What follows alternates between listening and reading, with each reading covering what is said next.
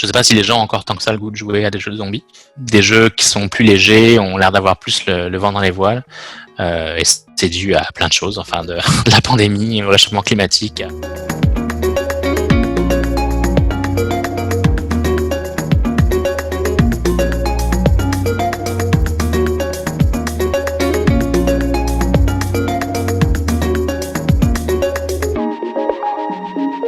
Les jeux qui auraient tendance à marcher bien en ce moment ont l'air d'appartenir beaucoup à ce genre de catégorie. C'est un peu un contre-pied à ce qu'on a pu voir dans la dernière décennie où on avait beaucoup de jeux post-apocalyptiques avec des zombies, des jeux d'horreur. Donc le Hopunk, c'est l'inverse de ça. C'est des jeux dans lesquels, à mon avis, la thématique principale est positive, avec des personnages positifs.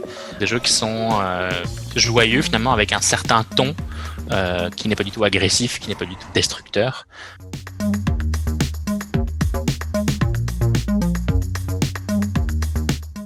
Alors, Spirit First, c'est un jeu de gestion cosy à propos de la mort, dont le but est de trouver des esprits qui sont éparpillés aux quatre coins du monde et de accomplir leur dernière volonté pour pouvoir à la fin les amener vers un au-delà dans le jeu lui-même.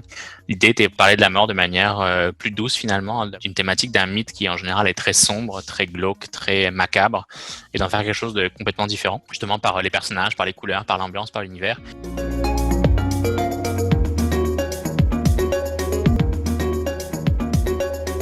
Donc là, beaucoup de gens nous ont écrit moi j'ai perdu un grand-père, une grand-mère, et puis grâce au jeu, j'ai pu vivre mon deuil.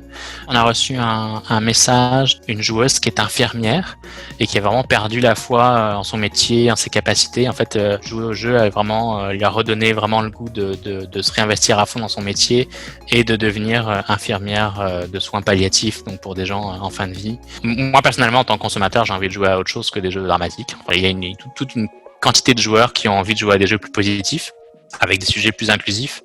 Le succès récent du phénomène culturel qu'est Animal Crossing le montre aussi, là.